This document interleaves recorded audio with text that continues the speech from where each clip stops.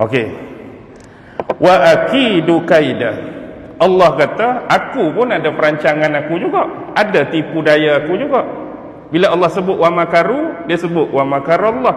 Ini innahum yakiduna kaida, dia sebut hak dia juga, wa akidu kaida. Aku juga ada perancangan aku.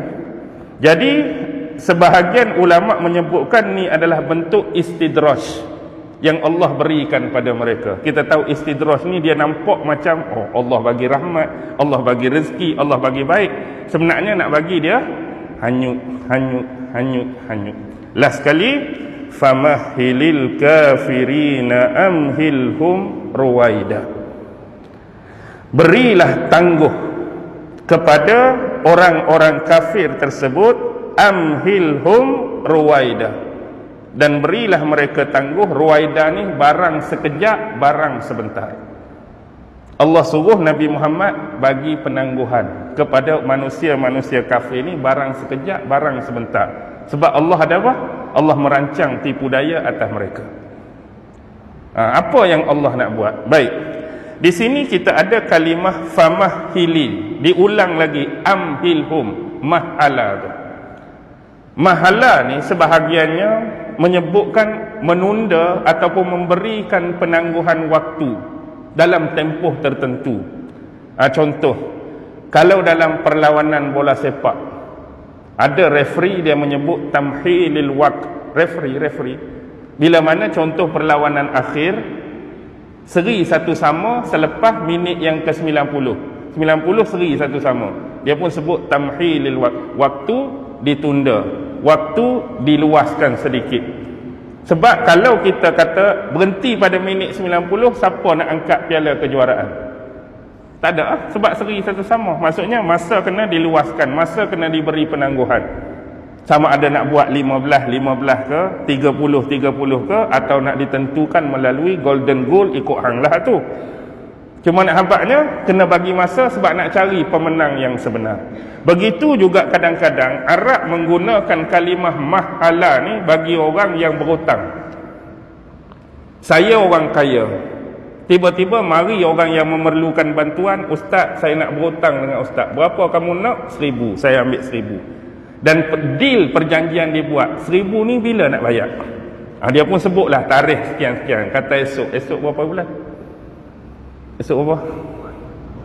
24. Kata ustaz saya akan bayar 1,000 ustaz balik ni hari Sabtu 24 bulan 6 2023. Okey, setuju. Maksudnya lepas pada ni dia mari balik, Allah ustaz, sampai ke hari Jumaat ni, malam ni lepas kuliah ustaz pun baru ada 800.5 ni. Lagu mana ni? Janji bila? Esok dah nak kena ni. Saya pun tak tahu dah, serabut kepala nak top up 150 lagi. Jadi mahala di sini, okey tak apalah. Aku bagi peluang, hang carilah mana-mana 150 minggu depan dah. Kita tu disebut mahala. Kita bagi masa sekejap, ruang waktu. Tapi yang special di sini, bila Allah Subhanahu wa taala yang minta Nabi supaya memberikan ruang tersebut. Sedangkan Nabi ni pihak yang dianiaya, pihak yang dizalimi. Kalau kita ambil secara ringkas, satu di atas, satu di bawah. Yang di atas yang memiliki, yang berkuasa. Biasanya orang yang memberi kesempatan kepada orang lain ni hak duk alik atas tu, hak ada kuasa, hak memiliki. Contoh macam kes referee tadi. Siapa yang paling berkuasa atas padang?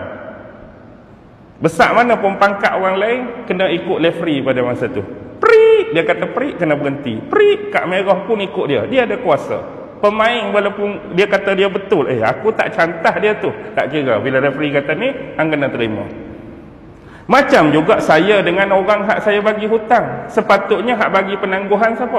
Orang hak memiliki, hak berkuasa. Tak pernah lagi kita dengar orang hak berhutang tu mari, ustaz, disebabkan saya malam ni ada 850, saya tunda, saya tangguhkan seminggu lagi. Dia pula bagi tunda kat kita. Tak ada lagi logik lagu tu kan? Tapi hak ni hak dianiaya, hak dizalimi Nabi Muhammad dan sahabat. Kita kata hak rendah, patutnya depa hak bagi penangguhan tu. Kami pembesar-pembesar Quraisy, kami pemimpin-pemimpin elit, minta kamu berhenti daripada berdakwah, minta kamu berhenti daripada sebarkan Islam. Kami bagi masa sebulan lagi daripada sekarang, tak buat juga, kami kepung, kami bunuh kamu. Patut hak berkuasa, hak besar. Tapi apa maksud Allah minta pada Nabi berikan penangguhan sementara? Daripada dapatan tafsir-tafsir yang saya boleh rumuskan, yang paling menarik ialah beri penangguhan barang sekejap, barang sementara waktu ni, wahai Muhammad, jangan sesekali kamu mengangkat tangan kamu kepada kami, bermohon dan mendoakan azab dan kebinasaan buat mereka. Hold dulu, stop dulu. Bayangkan tuan-tuan, kalau Nabi angkat tangan, Nabi bermohon, Nabi berdoa, ya Allah azab dan musnahkan mereka, agak-agak apa jadi kepada kafir Quraisy di Mekah. Tuan-tuan boleh bayang, dalam sejarah Nabi dan Rasul sebelum ni, bila Nabi Nuh angkat tangan bermohon pada Allah untuk umat dia, apa jadi? Bila Nabi Nuh bermohon, apa jadi kat umat dia? Habis hanyut, habis lemah. Hak tinggal, kita kata lebih kurang 83 orang hak beriman atas kapal. Kita tak tahu secara spesifik berapa jumlah hak mati lemah pada masa tu. Tapi nak kata 1000, mungkin lebih daripada 1000. Tapi hak selamat 83 bila Nabi Nuh angkat minta dengan Allah. Bila Nabi Hud angkat tangan minta dengan Allah, apa jadi dekat umat dia? Hak mengagungkan materialism tu.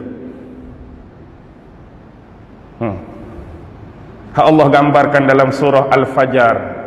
Alam tarakai fafa'ala rabbuka bi'ad irama zatil imad allati lam yukhlaq misluha fil bilad. Bangunan tinggi-tinggi, tiang hak besar-besar, mereka duk agungkan materialisme pada masa tu. Akhirnya Nabi Hud angkat tangan, mari angin. Angin tu kutak mereka, angkat setinggi-tinggi, kemudian hempakkan mereka kembali ke bumi. Tuan-tuan boleh bayang tak apa jadi? Lempenglah kita.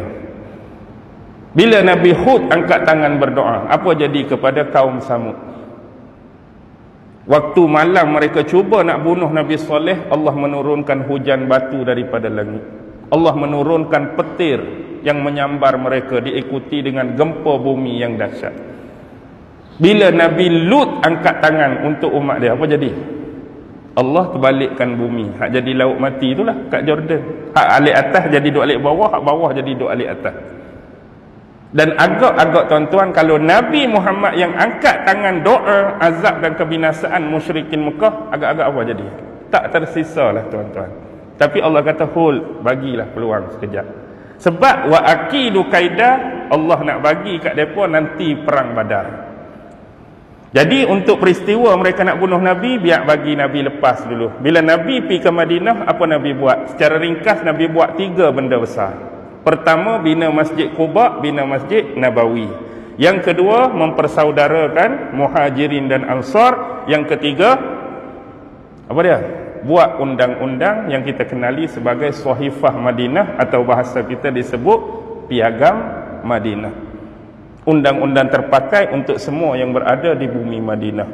Jadi ringkas cerita, bila Nabi dah ada ramai pengikut, Nabi dah ada kekuatan, maka pada 17 Ramadan 2 Hijrah, bersamaan 17 hari bulan Mac 624 Masihi, berlakulah perang Badar. Nabi Muhammad dan sahabat dengan siapa? Inilah geng-geng duk lawan Nabi di Mekah dululah. Ini nak menguji. Kalau kita tengok jumlah tentera Islam perang Badar berapa? 313 lah lebih kurang. Logistik dan kavaleri ada berapa? Kuda 2, unta 70. Tentera Islam. Kuda 2 ekor, unta 70. Dengan logistik pedang-pedang dan alatan yang terhad. Hak ada baju besi tu boleh bilang dengan tangan. Hak ada pedang pun boleh bilang dengan tangan. Hak lain tu mungkin guna pelepah tamar, kayu-kayu sebagai senjata. Bandingkan dengan logistik yang dipunyai oleh musyrikin Mekah. Mereka lebih kurang 900 lebih. Kita bundarkan 1000. 313 nak lawan 1000. Purata dia, seorang tentera Islam kena lawan dengan 3 orang. Kita hari ni kalau ada pergaduhan street fighter, Jumlah kita malam ni ustaz, seorang kita kena lawan 3 geng depa lagu mana? Berderau muka kita dah. 1 lawan 3. Hang pun 1 dengan 3, hang pun 1 dengan 3. Fikir 14 kali. Jumlah fikir 14 kali. Kita pula cerita apa? Kita ada pisau, golok, parang. Mereka machine gun M16. 40 kali pula kena fikir. Jumlah mereka 100 ekor kuda. Islam 2, mereka 100 ekor tentera berkuda. Kita unta 70, mereka 170. Ni Imam Bukhari sebut dalam rumusan perang Badar. Tapi akhirnya apa yang jadi? Islam hanya syahid 14 orang. Saya ingat 14 orang. 14 daripada 313, cuma 4% kehilangan nyawa. Kerugian nyawa 14 orang daripada 313, cuma 4%. Depa 70 orang yang mati, 70 orang ditawan. Maknanya kerugian depa 70, 140 daripada 1000, lebih kurang 14 hingga 15%. 14 depa rugi. 70 hak mati tu biasanya pemimpin mereka hak kokoh. Itulah Allah dia tunggu pun. Abu Jahal mampus. Umayyah bin Khalaf hadut seksa Bilal tu. Kemudian siapa lagi? Al-Walid bin Al-Mughirah, bapa saudara Abu Jahal. Al-Walid bin Utbah bin Rabi'ah. Nu hak kau punya banyak mati dalam perang Badar. Kemudian diikuti dengan perang seterusnya. Perang Uhud ada berapa orang mati pula. Perang Ahzab pun tak menang. Perang Suwaid, perang Hamraul Asad, perang-perang lain, sampailah Allah nak beri kemenangan yang paling besar yang berlaku pada 8 Hijrah, iaitu Fathu Makkah, pembukaan kota Mekah. Nabi datang dengan berpuluh-puluh, beratus ribu tentera dengan para sahabat tanpa menitiskan walaupun setitik darah. Ada sebenarnya, ada yang meninggal, tapi dia sejarah picisan. Kalau tuan-tuan baca hak sebenar, ada berlaku perkelahian walaupun ramai tak mati, tapi sejarah menyebut umum tanpa setitik darah. Dan waktu itulah Rasulullah berbai'ah dan Rasulullah memaafkan hampir totally lah kita kata kepada musuh-musuh. Walaupun pada masa tu kita boleh tengok blacklist yang Rasulullah bawa, ada beberapa belas nama yang di blacklistkan oleh Nabi. Jumpa orang ni tangkap, hukum bunuh. Adalah 2-3 orang memang kena bunuh, tapi hak lain dimaafkan Nabi. Antaranya yang dimaafkan Nabi dalam sejarah yang terkenal ialah siapa? Hak bunuh pak saudara dia dalam perang Uhud. Pak saudara Nabi Hamzah terbunuh dalam perang Uhud. Siapa yang bunuh pak saudara Nabi tu? Wahsy kan? Wahsy ada senarai blacklist Nabi. Tapi Rasulullah memaafkan Wahsy. Tapi Nabi pesan dah, jangan melintas depan mata aku. Walaupun dia dimaafkan, dia antara sahabat yang tak boleh masuk dekat dengan Nabi, kena duk main jauh-jauh. Nabi pesan dah, jangan kamu melintas depan mata aku, sebab bila tengok kamu, aku akan teringat kepada Hamzah, apa yang kamu buat pada Hamzah. Tapi dia membalas jasa Nabi tersebut, memaafkan dia dengan apa? Dengan tombak dia, dengan lembing dia. Dia kata apa? Dahulu dengan tombak dan lembing inilah yang telah membunuh manusia yang paling mulia, merujuk kepada Hamzah. Dan hari ini dengan lembing dan tombak yang sama telah membunuh manusia yang paling celaka, yang paling durjana. Siapa dia? Dia bunuh siapa di kemudian hari? Nabi palsu. Itulah Musailamah Al-Kazzab, terbunuh di tombak dan lembing. Wahsy hak bunuh Hamzah dulu. Itulah sejarah dia. Jadi bila itulah sejarah dia, habislah tu penafsiran kita malam ni pun. Famahilil kafiri na'amhilhum ruwaida. Itulah kemenangan besar umat Islam yang diberi oleh Allah, pembukaan kota Mekah. Bukan setakat ramai-ramai masuk Islam, bukan setakat totally dimaafkan oleh Nabi, tetapi 360 patung berhala hak sebelum ni berada di sekitar Masjidil Haram dan Kaabah, semuanya turut dibinasakan dan dihancurkan oleh Rasulullah buat selama-lamanya. Jadi kita berhenti di sini. Mudah-mudahan untuk pertemuan selepas ni kita kena cari surah bagulah. Habis dah sana.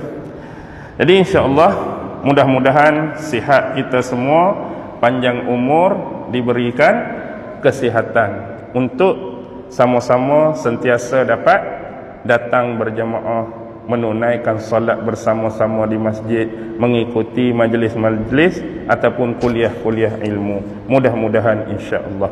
Wabillahi taufiq wal hidayah. Wassalamualaikum warahmatullahi wabarakatuh.